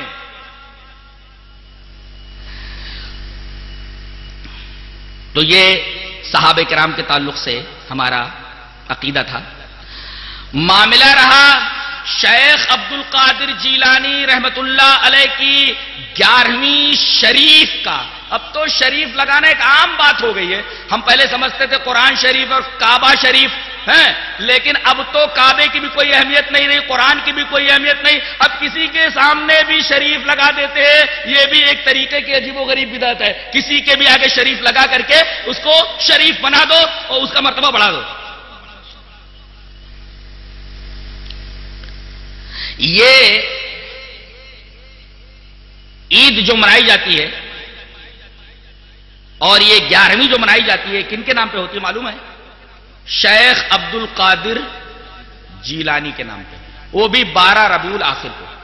کہتے ہیں کہ کہاں لکھا ہے کہ عبد القادر جیلانی کی 11ویں نہیں منانا؟ قرآن میں دکھاؤ، حدیث میں دکھاؤ. کہاں لکھا ہے کہ محرم نہیں منانا؟ ایسا دکھا دو. محرم نہیں منانا ایسا دکھا دو. تو میں یہ پوچھتا ہوں کہ ہم بھی 10 لاکھ دیتے، تم یہ دکھا دو محرم کہاں کرنا ہے. قرآن میں کہاں لکھا دکھا دو، حدیث میں کہاں لکھا دکھا دو. اب مسئلہ کیسے حل ہو؟ میں کہتا ہوں کہ کہاں لکھا ہے دکھا دو، تم کہتے کہاں نہیں لکھا ہے دکھا دو. تو مسئلہ کیسے حل ہوگا؟ مسئلہ پھر وہی طریقہ ہوگا حل کرنے کا کہ کتاب و سنت کی طرف رجوع کیا جائے. اب کہتے ہیں کہ کیا 12 ربیع الاخر کو اگر شیخ جیلانی کی 11ویں منا لی جائے تو کیا حرج ہے؟ حرج ہے اس لیے کہ اس میں جو سبیلیں لگائی جاتی ہیں پانی کی، اسی طریقے سے جو شربت پلائے جاتے ہیں یا جو چیزیں بنتی ہیں یا جو قربانی کی جاتی ہے ان کے نام پر ہوتی ہے، یہ ما اہل لغیر اللہ کے ضمن میں آتی ہے. اور اللہ تبارک و تعالی نے فرمایا انما حرم علیکم المیتۃ والدم ولحم الخنزیر وما اہل بہ لغیر اللہ. وما اہل لغیر اللہ کا مطلب یہ ہے ما اہل بہ لغیر اللہ کا غیر اللہ کے نام جو چیز منسوب ہو جائے جی کہ یہ بابا کا بکرا ہے، یہ اجالے شاہ کا مرغا، یہ سید کبیر کی گائے، یہ بی بی فاطمہ کی سہنک، اور یہ شیخ جیلانی کی 11ویں. تو اس طریقے سے جو ہے یہ 11ویں ربیع الاخر کا جو معاملہ ہے وہ اس وجہ سے ناجائز ہے کہ یہ ما اہل لغیر اللہ کے ضمن میں آتا ہے. غیر اللہ کے تعلق سے، غیر اللہ کے نام پر لوگ چیزیں پیش کرتے ہیں، لوگ بناتے ہیں، اس وجہ سے اس کی حرمت ہے. اور شیخ جیلانی یہ نبی کریم صلی اللہ علیہ وسلم کے 500 سال بعد ہیں. نبی کریم صلی اللہ علیہ وسلم اس دنیا سے گئے، اس کے بعد 500 سال کے بعد یہ حضرت آتے.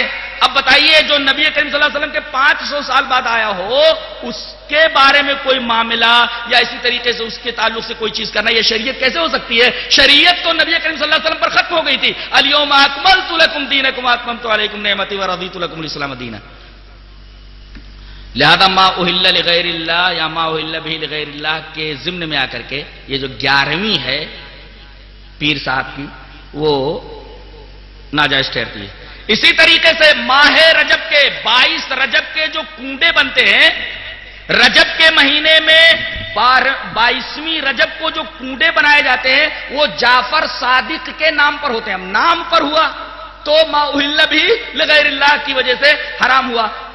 اور در حقیقت یہ 22 رجب کا جو معاملہ ہے، اس تاریخ کو نہ تو حضرت جعفر صادق کی پیدائش ہوئی ہے اور نہ اس دن کو، اس تاریخ کو حضرت جعفر صادق کی وفات ہوئی ہے. جب حضرت جعفر صادق کی وفات اور پیدائش دونوں کا تعلق رجب کی 22ویں تاریخ سے نہیں ہے تو پھر کیوں منایا جاتا ہے 22ویں تاریخ کو؟ اور رجب کے کنڈے جعفر صادق کے نام پہ کیوں منائے جاتے ہیں؟ در حقیقت ایک بہت خطرناک چیز شیعوں کی طرف سے چل کر کے سنیوں میں آ گئی ہے. وہ حقیقت یہ ہے کہ وہ شیعہ تبرہ کرتے ہیں صحابہ کرام کے اوپر، اور خاص طور سے یزید کے والد حضرت معاویہ رضی اللہ تعالیٰ عنہ کے اوپر. اور حضرت معاویہ کی یہ تاریخ وفات ہے. 22 رجب کو حضرت معاویہ رضی اللہ تعالیٰ عنہ کا انتقال ہوا. اب اس دن خوشی منانا، یہ حلوے پکانا، یہ ساری چیزیں کرنا، یہ در حقیقت غیر محسوس طریقے پر سنیوں کے ذریعے تبرہ کرنا ہے، گالی دلانی ہے حضرت معاویہ رضی اللہ تعالی عنہ کو. لہذا یہ چیز بھی شریعت سے کوئی تعلق نہیں رکھتی، یہ بھی بدعت میں آتی ہے. لوگوں کا یہ عقیدہ ہے کہ ماہ شعبان میں روحیں آتی ہیں، لہذا ان کے لیے کچھ کھانے بنا کر رکھے جاتے ہیں. یہاں تک کہ اگر وہ شراب پیتا تھا تو شراب کی بوتل بھی رکھ دی جاتی تھی. انا للہ و انا الیہ راجعون. اس کے بارے میں یہ جان لیں کہ یہاں سے آدمی گیا، روح نکال لی گئی تو دوبارہ دنیا میں آدمی واپس نہیں آتا. قرآن نے کہا، سورہ مومنون اٹھا کر کے دیکھیے، وَمِن وَرَائِهِمْ بَرْزَخٌ إِلَى يَوْمِ يُبْعَثُونَ، اور ان کے درمیان ایک برزخ ہے. برزخ مانے آڑ، یعنی ایک آڑ کھچ گئی ہے. اب وہ لوگ اس آڑ کو پار کر کے اس دنیا کے اندر نہیں آ سکتے. اب وہ قیامت کے دن ہی اٹھائے جائیں گے. یہ آیت کریمہ بتاتی ہے کہ آدمی جب مر گیا تو اس کی روح یا تو سجین میں پہنچ گئی یا علیین کے اندر پہنچ گئی. اگر وہ اچھی روح ہے تب تو وہ دنیا میں کیوں آئے گی؟ دنیا کی پریشانی تو جھیلی ہے اس نے، وہ دنیا میں کیوں آئے گی؟ اور اگر بری روح ہوتی تو اس کو فرشتے آنے کیسے دیں گے، گھومنے دیں گے؟ وہ دنیا کی جیل تھوڑی ہے کہ توڑ کر کے بھاگ جائیں. وہ فرشتوں کی جیل ہے، بہت بری طرح مارتے ہیں اور کسی کو اس جیل سے آنے نہیں دیتے. تو اگر اچھی روح ہے تب تو دنیا میں آئے گی نہیں، بری روح ہے تو فرشتے اس کو آنے دیں گے؟ جاؤ پیرول کے اوپر رہا کیا جاتا، گھوم پھر کر کے آ جاؤ. یہ دنیا کی جیل ہے. لہذا اس طریقے کا عقیدہ ایک بےہودہ عقیدہ ہے، اور یہ وہی آدمی بنا سکتا ہے جس کے پاس دماغ نام کی کوئی چیز نہ ہو، سینس لیس ہو. جہاں تک صلاۃ الرغائب کی بات ہے، صلاۃ الرغائب ترغیب دینے والی نماز. اب ترغیب دینے والی نماز یہ صلاۃ الرغائب جو پڑھی جاتی ہے، میرا خیال یہ ہے کہ 15ویں شعبان کو پڑھی جاتی ہے یا رجب کے پہلے جمعہ کو پڑھی جاتی ہے. اس چیز کا بھی کوئی ثبوت نہیں ہے. ترتوشی نے ایک بات لکھی ہے کہ ابو محمد مقدسی نے یہ کہا کہ بیت المقدس کے اندر صلاۃ الرغائب کا کوئی وجود نہیں تھا. صلاۃ الرغائب کب سے شروع ہوئی بیت المقدس کے اندر؟ 448 ہجری کے اندر نابلس سے آیا ہوا ایک آدمی جس جس کا نام ابن ابی الحمرا تھا، قرآن بہت اچھا پڑھتا تھا، وہ جب پڑھنے لگا تو لوگ اس کے پیچھے پڑھتے چلے گئے اور وہ پڑھاتا چلا گیا، تو 448 ہجری کے اندر یہ صلاۃ الرغائب سب سے پہلے بیت المقدس کے اندر پڑھی گئی۔ ابو محمد مقدسی یہ کہتے ہیں کہ اس سے پہلے بیت المقدس کے اندر یہ چیز نہیں تھی۔ اس کا مطلب جو چیز نبی کریم صلی اللہ علیہ وسلم کے 448 سال کے بعد آئے وہ دین کیسے ہو سکتی ہے؟ لہذا صلاۃ الرغائب کا تعلق بھی چونکہ نبی کے زمانے سے نہیں ہے، صحابہ کے زمانے سے نہیں ہے، لہذا وہ بھی بدعت ہی ٹھہرتی ہے۔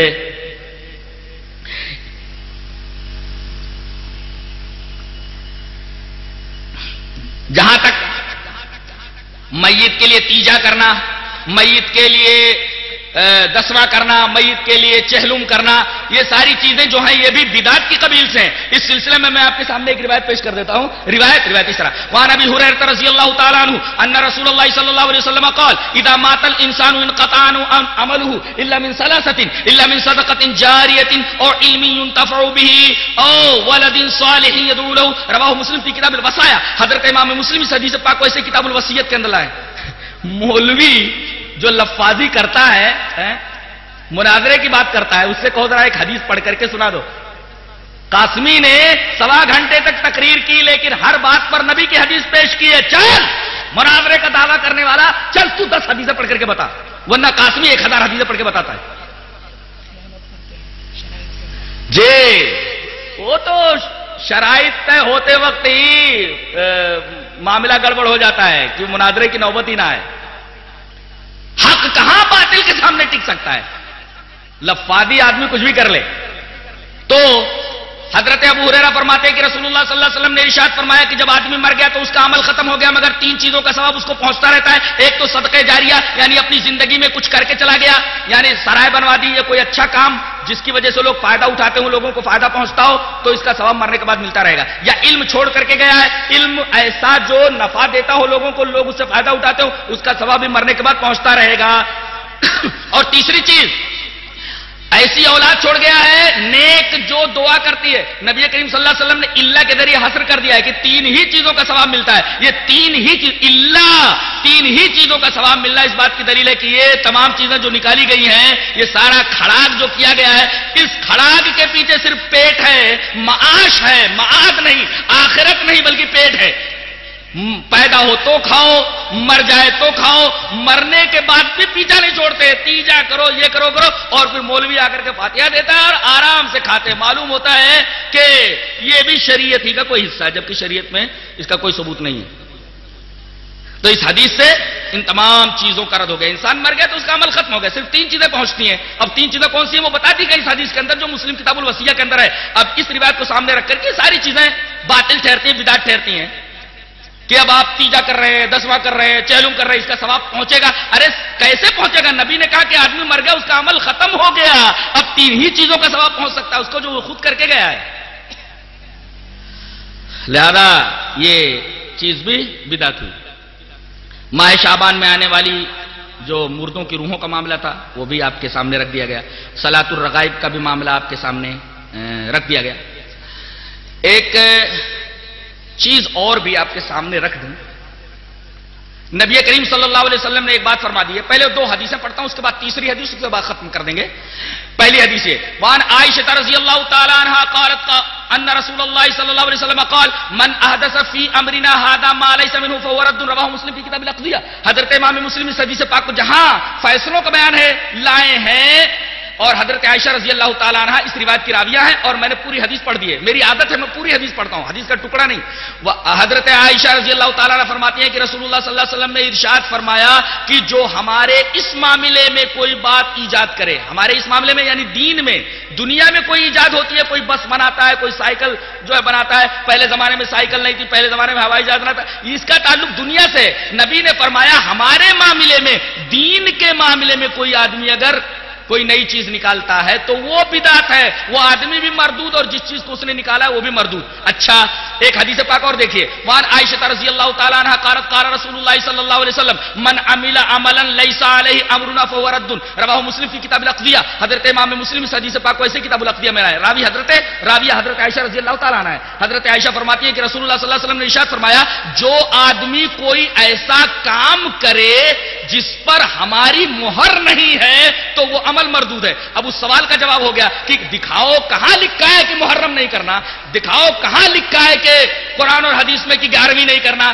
یہاں دیکھیے نبی نے فرمایا آدمی کوئی عمل کرے، من عمل عملا، کوئی عمل کرے لیس علیہ امرنا، جس پر ہمارا حکم نہیں ہے، ہماری مہر نہیں ہے، ہم نے نہیں کیا، ہمارے صحابہ نے نہیں کیا، تو وہ عمل مردود ہے. صحابہ نے تیجا نہیں کیا، صحابہ نے چہلم نہیں کیا، صحابہ نے میت کا دسواں نہیں کیا، صحابہ نے صلاۃ الرغائب نہیں پڑھی، صحابہ نے صلاۃ الالفیہ نہیں پڑھی، صحابہ یہ عقیدہ نہیں رکھتے تھے کہ مرنے کے بعد آدمی کی روحیں آتی ہیں. یہ تمام چیزیں اس حدیث کی روشنی میں مردود بدعت ٹھہرتی ہیں. یہ بات ہمیشہ یاد رکھیے. من عمل عملا، کوئی آدمی کوئی بھی عمل کرے لیکن اس کے اوپر نبی کی مہر نہ ہو تو سمجھو وہ عمل بدعت ہے. عمل کرنا، اب یہ جو عمل ہو رہا ہے اس پر نبی کی مہر ہے. اسی وجہ سے علی محفوظ نے اپنی کتاب الابداع فی مزار الابتداء، جو ان کی مشہور کتاب ہے الابداع فی مزار الابتداء، علی محفوظ اظہری کی، انہوں نے ایک بڑا نقطہ اچھا بتایا ہے کہ نبی نے جو کیا اس کا کرنا سنت اور جو نہیں کیا اس کا نہ کرنا سنت ہے. اللہ اکبر. پھر سے دہراتا ہوں، نبی نے جو کیا اس کا کرنا سنت ہے اور جو نہیں کیا اس کا نہ کرنا سنت ہے. اب دیکھ لو، نبی نے جو کیا ہے اس کو کرو وہ سنت ہے، اور نبی نے جو نہیں کیا اس کو نہ کرو وہ سنت ہے. جی حدیث میں یہ کہا گیا ہے، اور آیت کریمہ بھی اس کی دلیل ہے کہ ما آتاکم الرسول فخذوہ وما نہاکم عنہ فانتہوا، نبی جو تمہیں دے دے لے لو اور جس چیز سے روکے اس سے رک جاؤ. ایک حدیث آپ کے سامنے پڑھتا ہوں اور اس کے بعد بدعت کیا ہوتی ہے وہ آپ کے سامنے آ جائے گی. حدیث ذرا لمبی ہے، پہلے حدیث پڑھتا ہوں، کتابی ٹائم ہے. اخبرنا الحکم ابن یحییٰ اخبرنا الحکم ابن المبارک اخبرنا عمر ابن یحییٰ قال سمعت ابی یحدث عن ابیہ قال كنا نجلس على باب عبد الله بن مسعود رضی اللہ تعالی عنہ قبل صلاة الغداة فإذا خرج مشينا معه إلى المسجد فجاءنا أبو موسى الأشعري رضي الله تعالى عنه فقال أخرج إليكم أبو عبد الرحمن بعد؟ قلنا لا. فجلس معنا حتى خرج، فلما خرج قمنا إليه جميعا فقال له ابو موسى الاشعري رضی اللہ تعالیٰ عنہ یا ابا عبد الرحمن انی رأيت في المسجد آنفا امرا انکرته ولم ارى والحمد لله الا خيرا.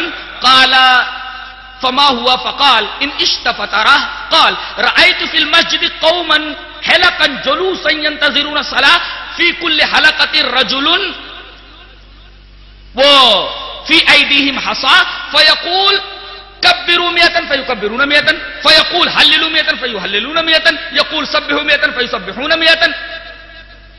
قال فماذا قلت لهم؟ قال ما قلت لهم شيئا انتظار رأيك أم انتظار أمرك. قال أفلا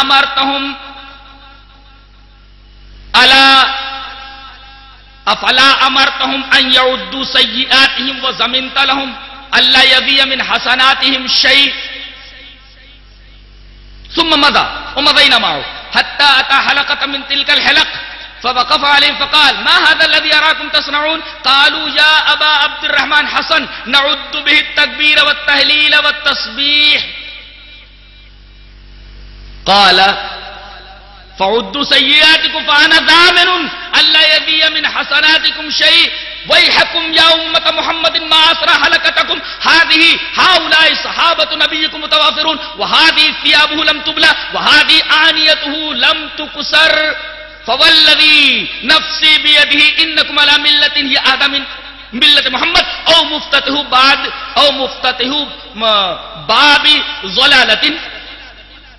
قالوا والله يا أبا عبد الرحمن ما أردنا إلا الخير. قال وكم من مريد للخير لن يصيبه إن رسول الله صلى الله عليه وسلم حدثنا أن قوما يقرؤون القرآن لا تجاوز تراقيهم وأيم الله ما ادری لعل اکثرهم منکم ثم تولى عنهم فقال عمرو بن سلمة رضی اللہ تعالی عنہ رأيت عامة اولئک یطاعنون یوم النہروان مع الخوارج رواه الدارمی. 1.5 صفحے کے اوپر یہ روایت پھیلی ہوئی ہے. مولوی سے بولو جو مناظرے کا دعویٰ کرتا ہے 1 مہینے میں یاد کر کے صحیح سے سنا دے, 1 مہینے میں یاد کر کے سنا دے بغیر غلطی کے. واقعہ یہ بیان کیا گیا ہے کہ عبداللہ ابن مسعود رضی اللہ تعالیٰ عنہ کے گھر پر صحابہ فجر کی نماز سے پہلے بیٹھ جاتے تھے. مسجد وہاں ہے, حضرت عبداللہ ابن مسعود کا گھر یہاں ہے, تو لوگ مسجد میں جانے سے پہلے عبداللہ ابن مسعود کے گھر پر آ کر بیٹھ جاتے تھے. جب حضرت عبداللہ ابن مسعود نکلتے تو ان کو ساتھ لے کر کے مسجد میں آتے تھے. ایک دن ابو موسیٰ اشعری آئے, کہنے لگے حضرت نکلے کہ نہیں ابھی گھر سے؟ بولے نہیں.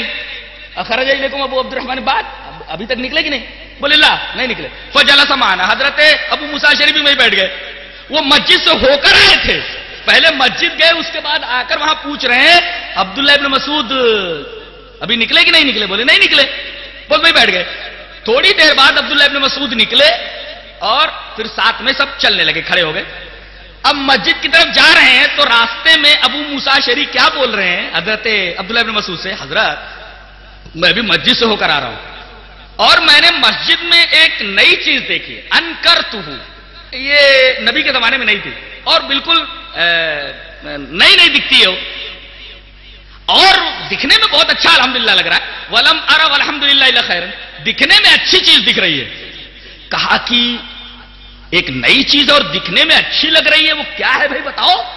کہا کہ حضرت معاملہ ایسا ہے کہ کچھ لوگ حلقہ بنا کر بیٹھے ہوئے ہیں, تعلیم کر رہے ہیں, حلقہ بنا کر بیٹھے ہوئے ہیں, اور ایک آدمی ہے جو ایک حلقے کے پاس آتا ہے, کہتا ہے کہ 100 مرتبہ تکبیر کہو, تو وہ لوگ 100 مرتبہ تکبیر کہتے ہیں. پھر ایک حلقے کے پاس آتا ہے, کہتا ہے کہ 100 مرتبہ لا الہ الا اللہ کہو, تو 100 مرتبہ وہ لوگ کہتے ہیں. پھر ایک حلقے کے پاس آتا ہے تو کہتا ہے کہ 100 مرتبہ تسبیح پڑھو, تو وہ لوگ 100 مرتبہ تسبیح پڑھتے ہیں. کہا کہ تو یہ منظر دیکھ کر کے تم نے کیا کہا؟ کہا کہ کچھ نہیں کہا, بس آپ کے پاس آ گیا, انتظار و رائق, اب انتظار و امرک, آپ کے حکم کا انتظار ہے, آپ کی رائے کا انتظار ہے. کہا کہ وہ کیا کر رہے؟ کہا کہ کنکریاں رکھ رکھی ہیں, ان کنکریوں کے اوپر یہ پڑھ رہے ہیں 100 مرتبہ سبحان اللہ, 100 مرتبہ لا الہ الا اللہ, اور 100 مرتبہ اس طریقے سے تسبیح پڑھتے. تو کہا کہ ان کنکریوں کے اوپر پڑھ رہے ہیں صاحب, حلقہ بنا کر کے. کہا تو تم نے کیا کہا؟ بولے میں نے کچھ نہیں کہا, بس آپ کے پاس آ گیا. کہا کہ کیوں نہیں ان سے کہہ دیا کہ یہ گننے سے بہتر ہے تم اپنے گناہ گنو اور تم ضمانت لے لیتے کہ تمہاری نیکیاں ضائع نہیں ہوں گے. کہا کہ کہاں ہے وہ بدماش لوگ؟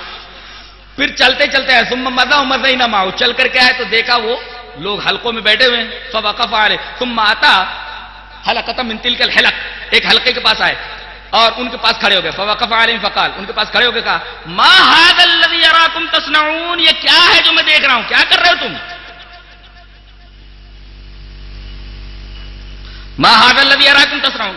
کہا کہ اے ابو عبد الرحمن, کنکریاں ہیں, ان کے اوپر ہم تسبیح, تحلیل اور تقدیس کر رہے ہیں, پڑھ رہے ہیں اس کے اوپر. کہا کہ اپنے گناہ گنو, فعدوا سیئاتکم, اپنے گناہ گنو, میں ضمانت لیتا ہوں کہ تمہاری نیکیاں ضائع نہیں ہوں گی. اس کے بعد ڈانٹ رہے ہیں, یا امت محمد ما اسرا ہلاکتکم, اے محمد کی امت تم کتنی جلدی ہلاک ہو گئے. ہؤلاء صحابۃ نبیکم متوافرون, اتنے سارے صحابہ موجود ہیں. وہذی ثیاب لم تبلا, نبی کے کپڑے پرانے نہیں ہوئے. وآنیتہ لم تکسر, نبی کریم صلی اللہ علیہ وسلم کے برتن ابھی نہیں ٹوٹے. یہ نئی چیزیں تم نے کہاں سے ایجاد کر لی, یہ نئی چیز کہاں سے نکالی تم نے؟ یا تو ایسا لگتا ہے کہ تم نبی سے زیادہ ہدایت کے اوپر ہو. انکم علی ملۃ ہی اہدی من ملت محمد, نبی جو ملت لائے تھے اس سے زیادہ ہدایت کی ملت تمہارے پاس ہے, یا یہ ضلالت کا کوئی دروازہ کھول رہے ہو, گمراہی کا دروازہ کھول رہے ہو؟ تو وہ لوگ کہنے لگے اے ابو عبد الرحمن, ہمارا ارادہ خیر کا ہے. تو حضرت عبداللہ ابن مسعود نے کہا بہت سے خیر کا ارادہ کرنے والے ایسے ہوتے کہ ان کو خیر ملتا نہیں. اب دیکھیے آپ حضرت عبداللہ ابن مسعود رضی اللہ تعالیٰ عنہ کس چیز پر ڈانٹ رہے ہیں؟ ارے بھائی تسبیح آدمی پڑھ سکتا ہے کہ نہیں؟ پڑھ سکتا ہے, 100 مرتبہ 200 مرتبہ 400 پڑھ سکتا ہے. لا الہ الا اللہ پڑھ سکتا ہے کہ نہیں؟ پڑھ سکتا ہے، لیکن دیکھو وہ ساری چیزیں نبی کے زمانے میں تھیں، مگر اس طرح حلقہ بنا کر کے ایک خاص شکل بنا کر کے یہ سب کرنا اور کنکریوں کے اوپر پڑھنا یہ نہیں تھا۔ لہذا نبی کے زمانے میں کوئی چیز موجود ہو اور اس کو کسی خاص شکل میں کرنا یہ بدعت ہے۔ دیکھو تسبیح نبی کے زمانے میں موجود تھی، تحلیل موجود تھی، تسبیح موجود تھی، لیکن اس پر حضرت عبداللہ ابن مسعود کیوں ڈانٹ رہے ہیں؟ اس لیے کہ یہ ساری چیزیں ایک شکل ان کی دے دی گئی، یہ شکل دینا در حقیقت بدعت تھی، لہذا حضرت عبداللہ ابن مسعود نے ڈانٹا۔ یعنی اگر نبی کے زمانے میں کوئی چیز موجود ہو مگر بعد والے شکل الگ دے لے تب بھی بدعت ہے، اسی کو لوگوں نے نہیں سمجھا، کہتے یہ چیز تو نبی کے زمانے میں تھی۔ ارے نبی کے زمانے میں تھی مگر تم نے اس کی شکل جو بنائی ہے یہ بدعت ہے، جس طرح نبی کے زمانے میں تھی اس کو اسی طریقے سے رکھو، یہ ہے اصل چیز۔ ایک حدیث ہے اس سے استدلال کرتے ہیں کہ بعض بدعتیں اچھی ہوتی ہیں، میں وہ حدیث پڑھ دیتا ہوں اس کے بعد بات کو ختم کرتا ہوں۔ پہلے وہ حدیث دیکھیے، وعن عبد الرحمن بن عبد القاری انه قال خرجت مع عمر بن الخطاب رضی اللہ تعالی عنہ لیلة في رمضان الى المسجد فاذا الناس اوزاع متفرقون يصلي الرجل لنفسه ويصلي الرجل فيصلي بصلاته الرهط قال عمر انی ارى لو جمعت هؤلاء الى قارئ واحد لكان امثل ثم عزم فجمعهم على ابي بن كعب رضی اللہ تعالی عنہ ثم خرجت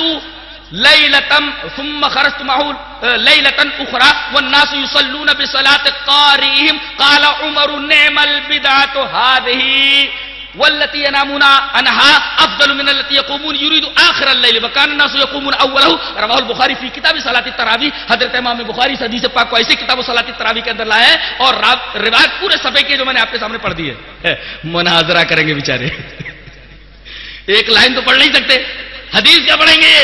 ایک صفحے کی پوری روایت پڑھ دی گئی اور اس سے پہلی والی روایت 1.5 صفحے کے اوپر ہے دارمی کے اندر، دارمی شریف کی روایت تھی، اور یہ روایت امام بخاری رحمۃ اللہ علیہ کتاب صلاۃ التراویح کے اندر لائے۔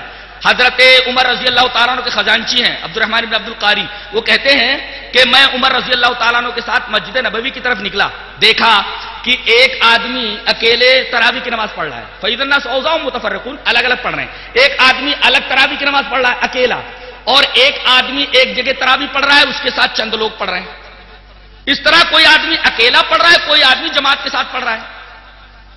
دو باتیں معلوم ہوئی، کوئی آدمی اگر اکیلے تراویح پڑھے تب بھی جائز ہے، کوئی آدمی اگر جماعت کے ساتھ تراویح پڑھے تب بھی جائز ہے۔ یہاں دیکھیے یصلی الرجل لنفسہ، تنہا پڑھ رہا ہے وہ، وہ یصلی الرجل فیصلی بصلاۃ الرہط، جماعت کے ساتھ پڑھ رہا ہے۔ اس کا مطلب یہ ہوا، مسئلہ یہ نکلا بخاری شریف کی اس روایت سے کہ تنہا بھی آدمی تراویح پڑھنا چاہے تو پڑھ سکتا ہے، جماعت کے ساتھ پڑھنا چاہے تو پڑھ سکتا ہے۔ اب حضرت عمر نے دیکھا کہ یار ایک ہی مسجد میں بہت سارے لوگ الگ الگ پڑھ رہے ہیں، آوازیں ٹکرا رہی ہیں، تو میں ایسا کرتا ہوں کہ ان کو ایک امام کے پیچھے جمع کر دیتا ہوں، سب لوگ ایک امام کے پیچھے پڑھیں۔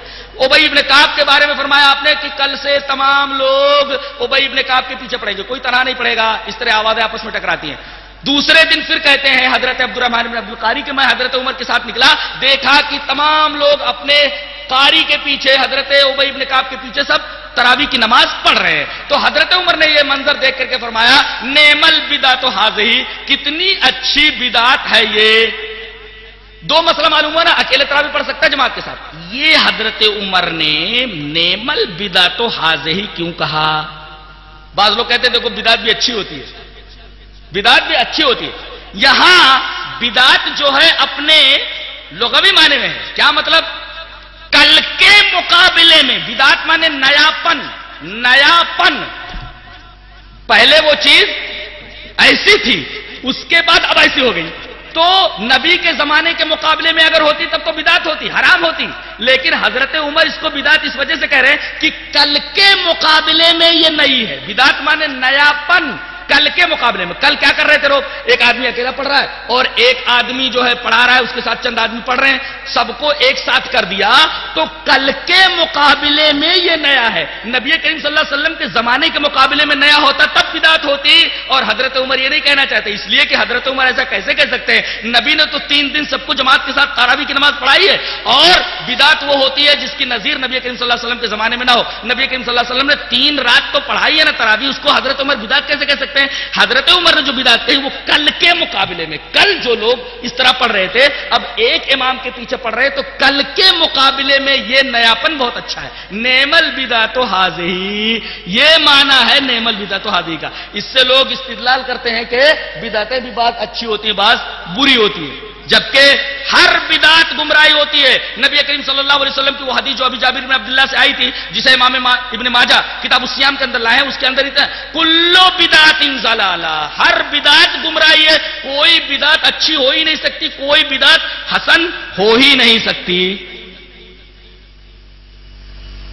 اب دیکھیے نبی کے زمانے میں وہ چیز نہیں تھی، صحابہ کے زمانے میں نہیں تھی. مولود بھی ایسے ہی ہے، خوب جھوم جھوم کر کے مولود پڑھتے ہیں. پتہ نہیں اس میں کیا کیا پڑھتے ہیں، نہ قرآن ہوتا ہے نہ حدیث ہوتی ہے، نہ جانے کیا کیا چیزیں پڑھ کر کے نبی کریم صلی اللہ علیہ وسلم کی جو ہے پیدائش کا معاملہ لے کر کے اور پھر اس طریقے سے ایک محفل جمع کر کے لوگ مولود پڑھتے ہیں. چونکہ یہ چیز کسی صحابی نے نہیں کیا، نبی کریم صلی اللہ علیہ وسلم کے زمانے میں نہیں ہوا، اور آپ نے یہ بات کرنے کے لیے چیز کرنے کے لیے کسی سے کہا بھی نہیں، لہذا یہ چیز بھی بدعت کی قبیل سے ہے.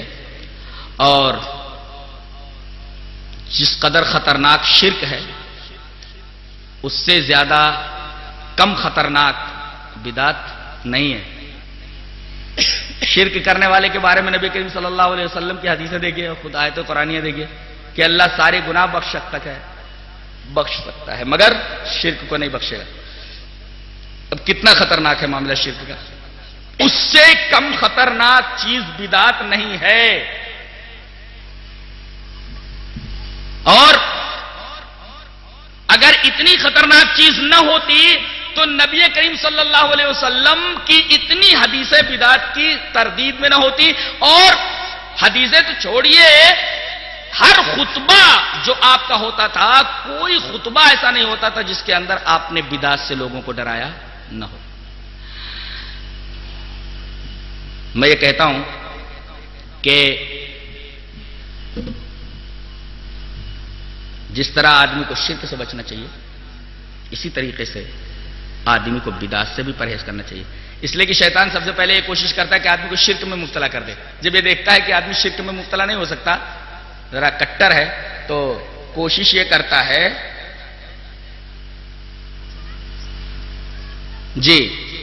تو دیکھتا ہے کہ شرک میں مبتلا نہیں کر سکتا تو کرتا ہے بدعت میں اس کو مبتلا. اور جب آدمی بدعت میں مبتلا ہو جاتا ہے تو بدعت کو ثواب سمجھ کر کے کرتا ہے، زندگی بھر اسے توبہ کی توفیق ہی نہیں ہوتی. شرک سے تو آدمی کو توبہ کی توفیق ہو سکتی ہے کہ بھئی دیکھ رہا ہے کہ یہ شرک ہے، لیکن بدعت کو تو اچھا بنا کر کے پیش کر دیتا ہے.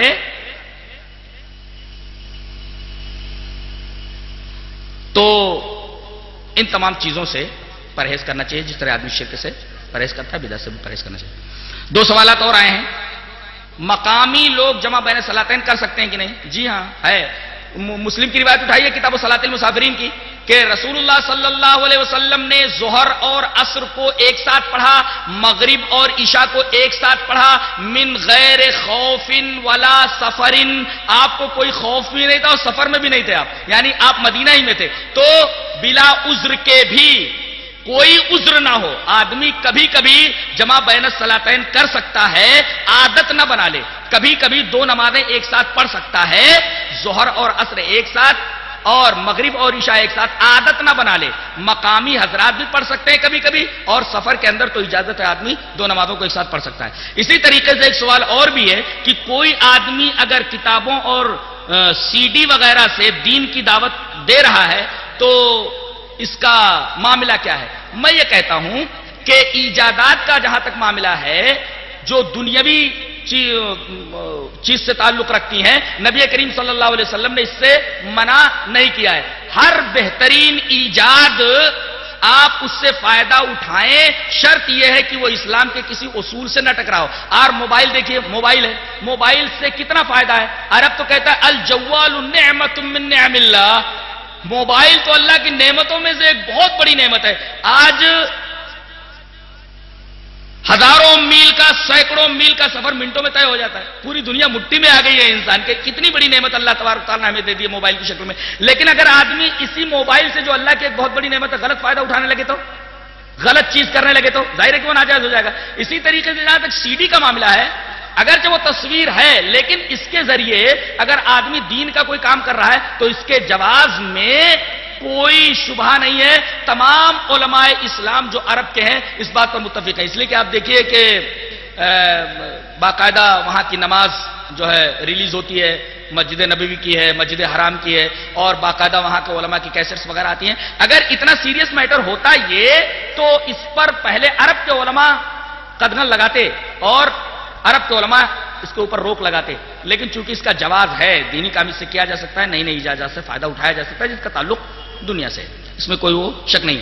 آخری سوال اس کا جواب میں دے دیتا ہوں کہ بریلویہ یہ اعتراض کرتے ہیں کہ بھئی عرب والے اپنا قرآن چھاپتے ہیں، اہل حدیثوں کا قرآن چھاپتے ہیں، اگر اعلی حضرت کا بھی قرآن چھاپیں تو پھر دنیا کے اندر وہ مشہور ہو جائے. سوال یہ ہے، میں ایک بات بولتا ہوں، کسی بھی اچھی کتاب کا جو معاملہ ہے وہ یہ ہے کہ اہل علم اس کو ہاتھوں میں لیتے ہیں، ہاتھوں ہاتھ لیتے ہیں. مثلا مولانا مودودی کی کتاب الجہاد فی الاسلام، اسی طریقے سے پردہ، سود. دیکھیے